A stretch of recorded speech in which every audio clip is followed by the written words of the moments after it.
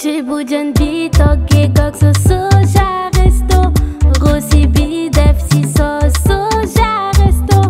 Nulu bidef si so soja resto Kolabora fet chapta bu sa paral resto Soso achiki ak so soja resto Soso ginara ak so soja resto Mishwi bi ak so soja resto Sayoko yake suisi aron épicé resto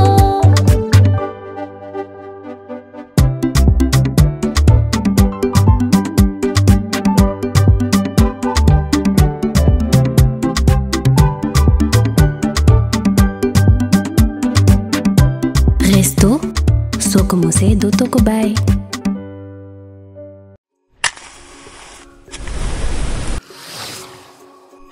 Pour que chaque repas soit un moment de plaisir, Lobou Mame Diarra Bousso est au cœur des foyers sénégalais depuis plus de 20 ans.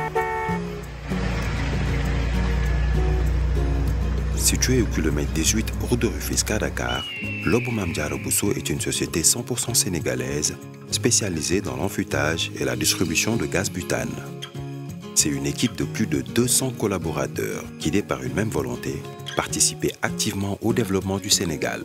Ces équipes s'appuient sur des valeurs familiales partagées et une expérience professionnelle forte, faisant de Lobogaz la marque préférée des Sénégalais. Le souci de chacun de nos collaborateurs est l'accessibilité de nos produits à tous et partout. Notre leadership sur le butane, nous le devons aux ménages sénégalais qui ne cessent de nous renouveler leur confiance, faisant de nous le leader incontesté du marché du gaz, notamment de la 9 kg. Nous avons conçu cette bouteille en respectant les normes de sécurité en la matière. Cette invention est déposée auprès de l'Organisation africaine de la propriété intellectuelle. Assurément tournée vers l'avenir, nous maîtrisons toute la chaîne d'approvisionnement du gaz,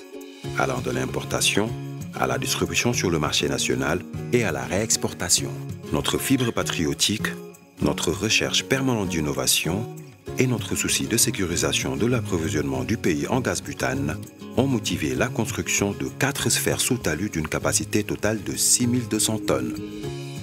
Lobou Mame Diarra Bousso est ainsi le numéro 1 au Sénégal et dans la sous-région en stockage conforme de gaz butane. Nos lignes de production comportent 7 carrousels, composés chacun de 12 bascules automatiques et de 5 autres bascules manuelles, soit une capacité de production de 9000 bouteilles par heure, ce qui nous permet d'approvisionner le marché sénégalais en toute fiabilité. Le gaz butane reste un produit inflammable et parce que la sécurité est primordiale pour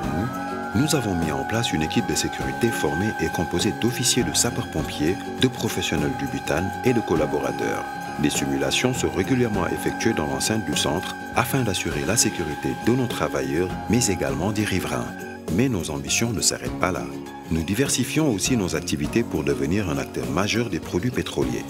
et avons lancé en 2016 notre première station-service sous la marque Lobou Oil, avec la volonté d'innover dans la distribution d'hydrocarbures à l'instar du butane. Modernité, expertise, innovation. Aujourd'hui, nous sommes engagés pour répondre aux besoins de toute la société sénégalaise. Notre professionnalisme nous a valu la confiance de nombreuses entreprises au-delà de nos frontières, faisant ainsi de Lobou Mame Diarra Bousso un acteur incontournable de la sous-région. Demain, notre ambition est de renforcer notre présence en Afrique de l'Ouest pour conquérir de nouveaux marchés. Pour continuer à vous accompagner partout, et parce que vous méritez toujours mieux, Lobou Mame Diarra Bousso ne cesse d'innover, de voir plus loin.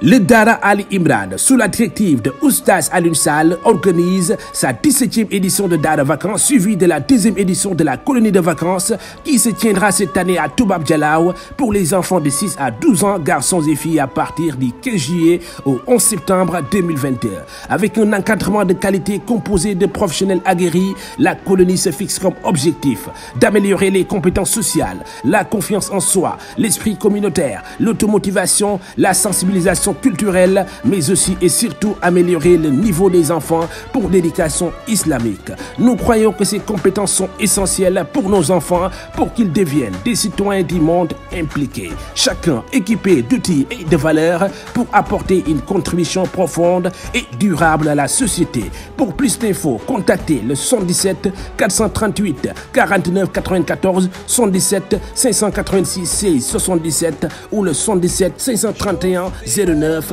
28.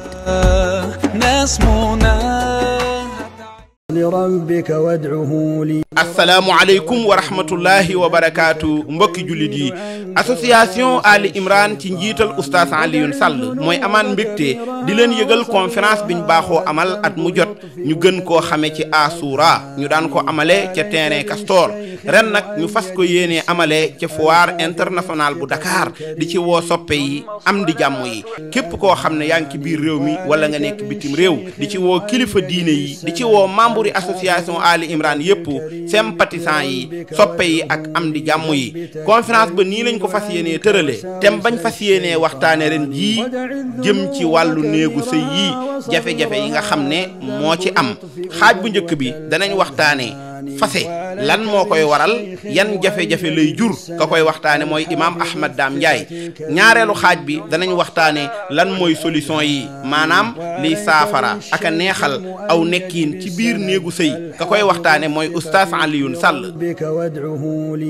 mbokk yi sëy bu neex day neexal ak dund looloo tax association Ali Imran indil leen thème bu am solo boobu fas ko yéene ànd ak yéen giseenu l'islam ci biir néegu sëy yii buñ tam xaritee ba ci suba ga lay doon ca foire internationale bu Dakar bu 10 heures jotee ci la ñuy tàmbali jotaay bi di ci woo soppe yi am di jàmm yi bu ko kenn wuute assalaamu aleykum wa rahmatullahi wa barakaatu liyuthabbitak wa yuzilu anka wasawis ash-shaytani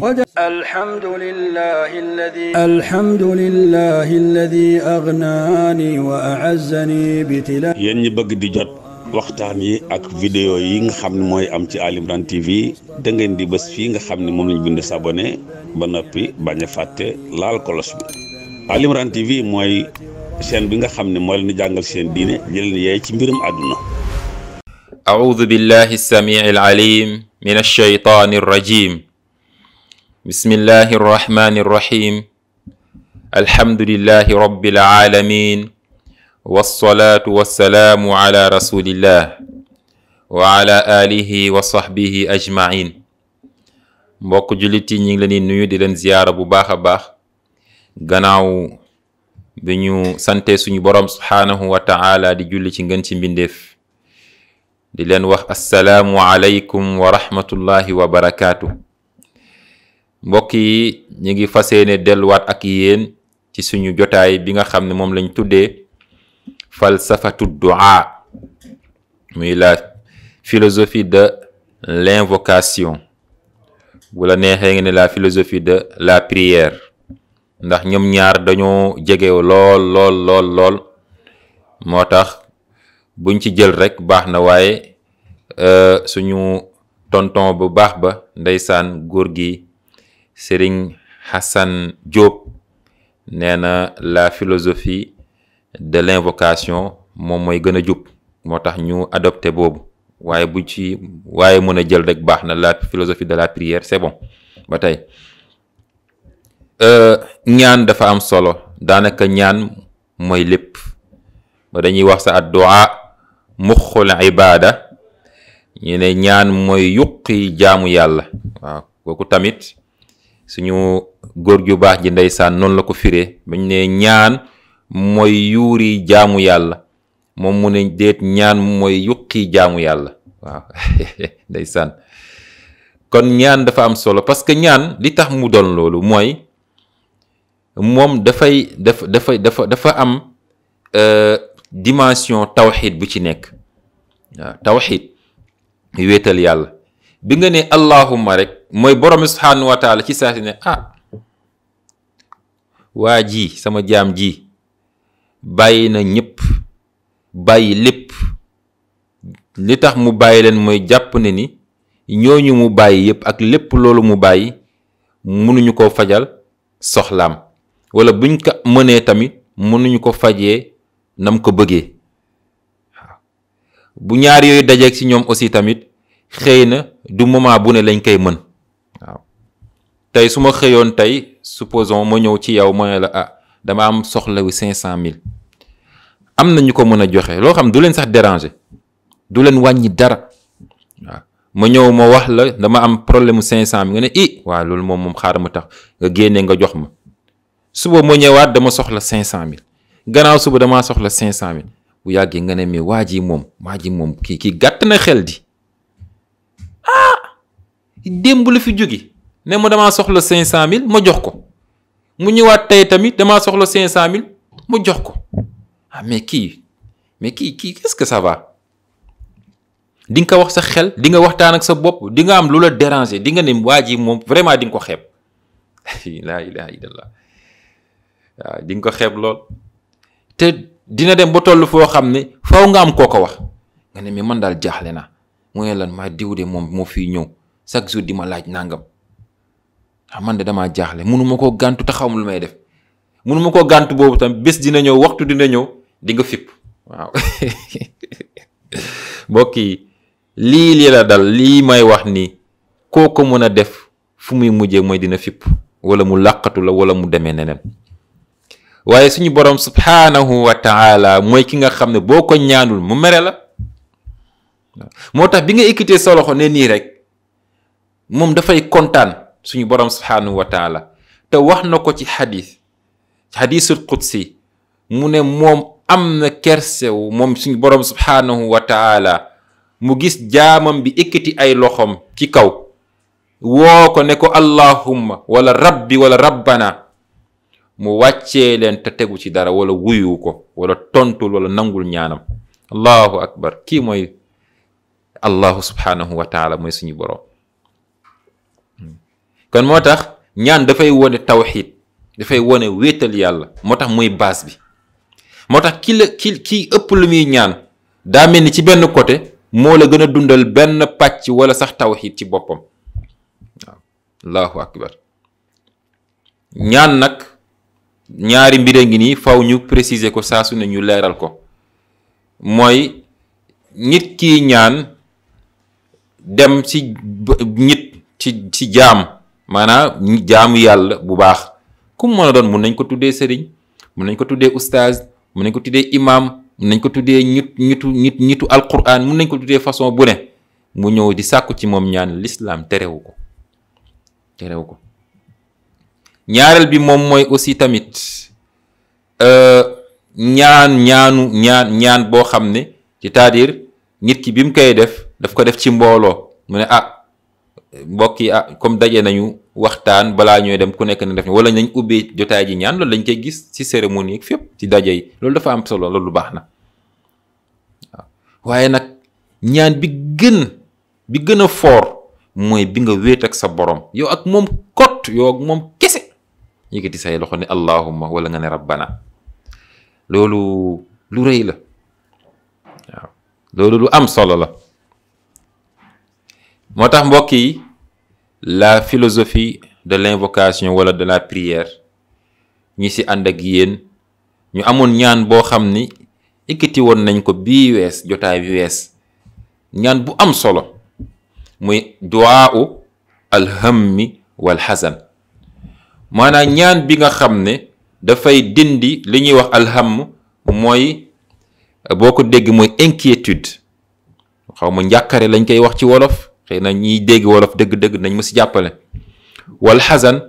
muy tristesse waaw muy tristesse waaw mboolem loo xam ne souci la njàkkare la jaaxle la tolof-tolof jafe-jafe ñaan bi yenent bi nee nag amul ku koy ñaan lu dul yàlla teggil la say jafe-jafe teggil la say jafeñ-jafeñ waaye tamit teggil la sa jaaxle waaw say tiis mu teggil la ko allahu akbar xoola ñaan bi lu mu matee lu mu matale allahumma yow yàlla maa ngi lay ñaan nga musal ma inni a'udhu bika min al hammi wal hazan mbokk yi suñu dund yépp lii moo ñu sonal koo gis mi ngi am inquiétude, koo gis mi ngi am tristesse, mi ngi triste, mi ngi jaaxle, souci, stress yoo xamante ni kenn xamul lan la. da ngay stressé yenn saa yi pour rien, doo xam lan moo lay stressé sax. ñaan wi yeneen saa ne boo koy wax loolu day dañ, da nga ciy mucc.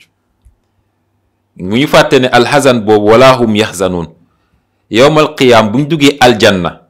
loolu dafa bokk ci li yàlla njëkk dindi ci doomu aadama, parce que day saboote noos. waaw day saboote dund bu neex. waaw imagine nga am dépense bu mat, am lépp tout, mais yaa ngi stressé. stress boobu mun na tax ba doo lekk li nga waroon lekk, wala li ngay lekk doo ko sentir, wala soo ko lekkee sax du rees, da nga am problème sax pour reesal lekk ci. kon gis nga minal hammi wal xasan, lépp loo xam ne inquiétude la, tristesse la. wa minal ajzi wal kasal, yàlla maa ngi lay ñaan bu ma nga xam ne xëy na ñaanu suba la dëgg-dëgg. xëy na bi ma xëyee aw ma benn njàkkare, maanaam yàlla dimbali na ma ci loolu. léegi aw ma tamit benn niñ koy wax souci, aw ma dara loo xam ne stress la. léegi nag ma war a jóg nag war a doxi samay soxla, nekk samay programme, nekk samay projet. mais yenn saa nit ki day xëy mu am li nga xam ne wa minal ajzi wal kasal, maanaam mu am lu ko maanaam mu tële laa bëgg a wax. tële bi mun na doon feebar, tële bi mun na doon lu manqué ci ay cëram, tële bi mun na am ay mbir yoo xam ne day tax moom du mun a génn. allahu akbar.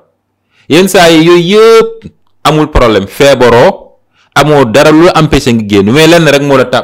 sonal, mooy alkasal, mooy tayal. waaw paresse waaw tayal lool. te bari na de koo xam ne lii yëpp day xëy amul benn problème, rien, mais te tamit feebaru dara jotu ko, mais dafay tayal, du sawaro def dara. moom daal élève mu dem liggéey, wala mu nekk ci loo xam ne service yu baax, ay activités yu am solo ci boppam, ci wàllu àddina, ci wàllu diine, ci askan wi wala leneen, mais mu toog rek fa mu toog ci benn grand place di waxtaan, di werante, teg ataayam, nekk ci werante ak nekk ci ay loo xamante ni du ko amal benn njëriñ. fekk moom bëggoon na dem de, mais tayal moo ko jàpp, tayal rek, parce que bëggul sonn ci dara. léegi gis nga ñaan bi li mu réglé problème mu doomu aadama yëpp. kon wa minal ajzi, maa ngi lay ñaan yooyu yàlla nga musal ma ci tële. waaw mooy incapable de faire quelque chose. waaw mooy al ajzi dëgg-dëgg. wal kasal wala tayal, muy paresse. wa minal jubni, waaw wal buxli moo si tegu. wa minal jubni, yenn saa yi yëpp maanaam nga réussir ko, jóg nga, préparer nga pour génn sa kër, am nga cawarte, macha allah, tayaloo nga génn, nga bëgg a génn, mais wal jubni, waaye nga ragal. su ma génnee dëkk bi moom mu nangam agresseurs yi wala sàcc yi, wala su fekkee damay jóge bërëb dem bërëb, wala dëkk ak dëkk, accident yi, oto yi baaxuñu, tali yi nangam, chauffeur yi ni ñuy dawee, donc jub na dugal na la, man yaa ngi ragal. yooyu ngay calculer noonu day tax nga bàyyi génn bi, wala dem ci la nga waroon a dem. laa ilaha illallah. léegi nag wal buux li moo si tegu, mooy nay. waaw yenn saa yi bari na ñoo xamante ne yor nañu lépp, dara manqué wu leen, mais nayee nañu jël 1 million wala 2 millions wala 3 millions wala 500 000 wala ku nekk sa doole fi mu toll, dugal ko ci benn projet, digal ko ci liggéey pour mën a liggéey. parce que nay xaalis bu bugg ci génnee dara. wala wal buux li ba tey yor na loo xam ne mun na financer ay ngir wala jàppale la ñu dem, mais mu nay mu ne su ma ko joxee gars yi dañ koy yàq, dañ koy lekk, dañ koy nangam wala nangam mu téye ko. maa ngi lay ñaan yow suñu borom nga musal ma aussi ci li nga xam ne mooy tiit, mooy ragal. waaw ma nekk koo xam ne daal moom aw ma fitu génn wala fitu investir. maa ngi lay ñaan nga musal ma aussi ma bokk ci nga xam ñu nay lañu. wa man yabxal fa innama yabxalu ala nafsi. waaw képp ku nay rek sa bopp la rek. nay moom bokkul ci critère jullit, waxuma ko gëm de, waaye jullit du nay. waaw nay moom ku ne ci ñun war naa ñaan yàlla musal ko ci. mbokk bul nay de, bul bokk ci ñiy nay, yàlla nañ ci yàlla musal.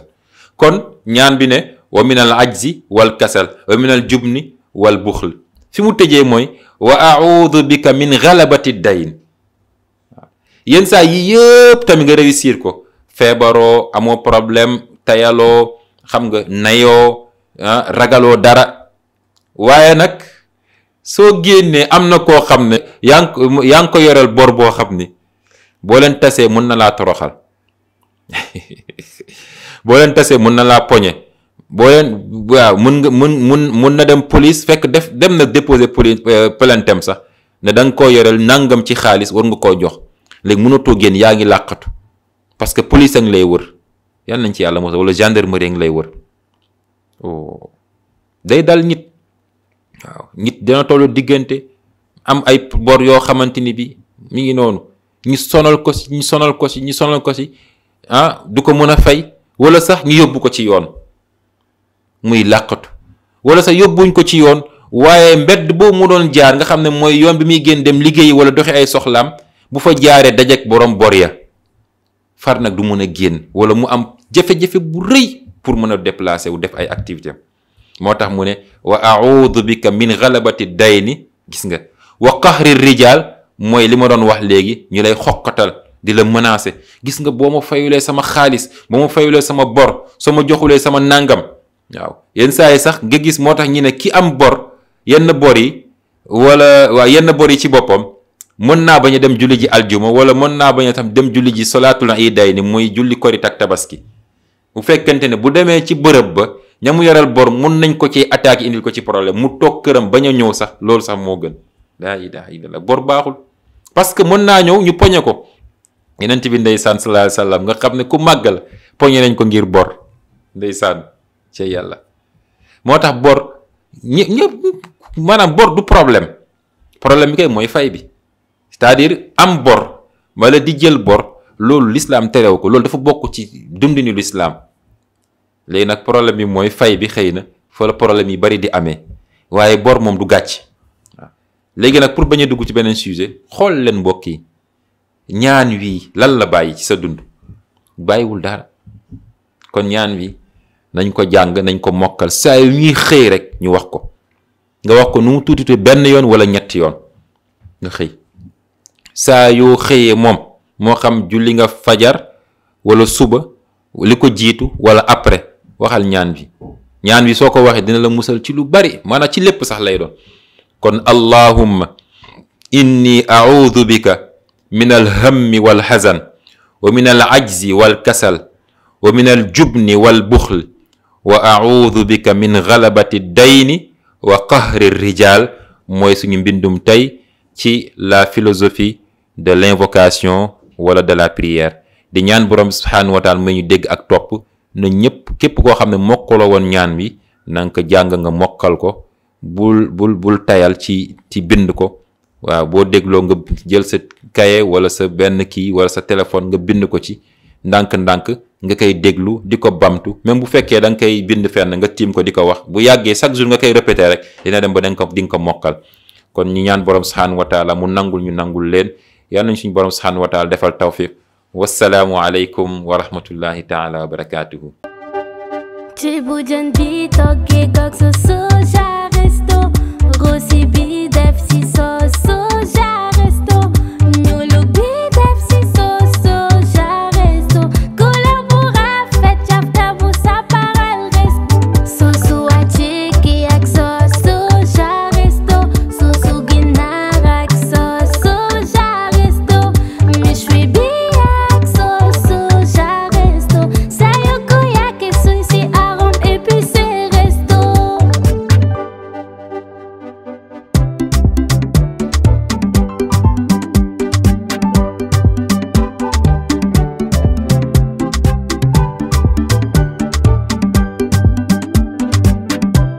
Resto, soo ko mosee dootoo ko bàyyi.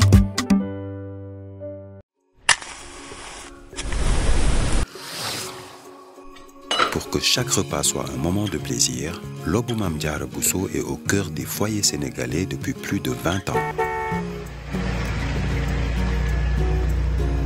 Situé au kilomètre 18 route de Rufisque à Dakar, Lobou Mame Diarra Bousso est une société 100% sénégalaise spécialisée dans l'enfûtage et la distribution de gaz butane. C'est une équipe de plus de 200 collaborateurs guidés par une même volonté, participer activement au développement du Sénégal. Ces équipes s'appuient sur des valeurs familiales partagées et une expérience professionnelle forte, faisant de Lobogaz la marque préférée des Sénégalais. Le souci de chacun de nos collaborateurs est l'accessibilité de nos produits à tous et partout. Notre leadership sur le butane, nous le devons aux ménages sénégalais qui ne cessent de nous renouveler leur confiance, faisant de nous le leader incontesté du marché du gaz, notamment de la 9 kg. Nous avons conçu cette bouteille en respectant les normes de sécurité en la matière. Cette invention est déposée auprès de l'Organisation africaine de la propriété intellectuelle. Assurément tournés vers l'avenir, nous maîtrisons toute la chaîne d'approvisionnement du gaz, allant de l'importation à la distribution sur le marché national et à la réexportation. Notre fibre patriotique, notre recherche permanente d'innovation et notre souci de sécurisation de l'approvisionnement du pays en gaz butane ont motivé la construction de 4 sphères sous talus d'une capacité totale de 6200 tonnes. Lobo Mame Diarra Bousso est ainsi le numéro 1 au Sénégal et dans la sous-région en stockage conforme de gaz butane. Nos lignes de production comportent 7 carrousels, composés chacun de 12 bascules automatiques et de 5 autres bascules manuelles, soit une capacité de production de 9000 bouteilles par heure, ce qui nous permet d'approvisionner le marché sénégalais en toute fiabilité. Le gaz butane reste un produit inflammable et parce que la sécurité est primordiale pour nous, nous avons mis en place une équipe de sécurité formée et composée d'officiers de sapeurs-pompiers, de professionnels du butane et de collaborateurs. Des simulations sont régulièrement effectuées dans l'enceinte du centre afin d'assurer la sécurité de nos travailleurs, mais également des riverains. Mais nos ambitions ne s'arrêtent pas là. Nous diversifions aussi nos activités pour devenir un acteur majeur des produits pétroliers et avons lancé en 2016 notre première station-service sous la marque Lobo Oil, avec la volonté d'innover dans la distribution d'hydrocarbures à l'instar du butane. Modernité, expertise, innovation. Aujourd'hui, nous sommes engagés pour répondre aux besoins de toute la société sénégalaise. Notre professionnalisme nous a valu la confiance de nombreuses entreprises au-delà de nos frontières, faisant ainsi de Lobo Mame Diarra Bousso un acteur incontournable de la sous-région. Demain, notre ambition est de renforcer notre présence en Afrique de l'Ouest pour conquérir de nouveaux marchés. Pour continuer à vous accompagner partout, et parce que vous méritez toujours mieux, Lobo Mame Diarra Bousso ne cesse d'innover, de voir plus loin.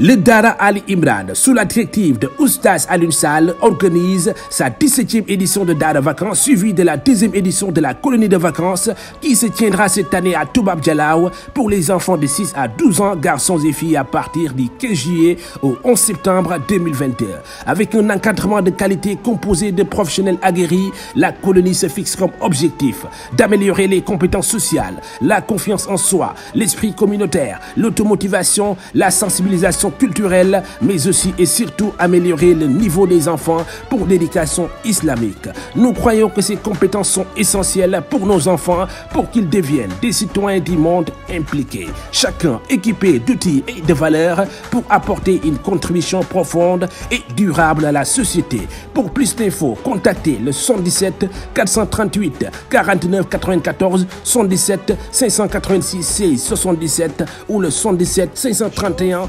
09 28.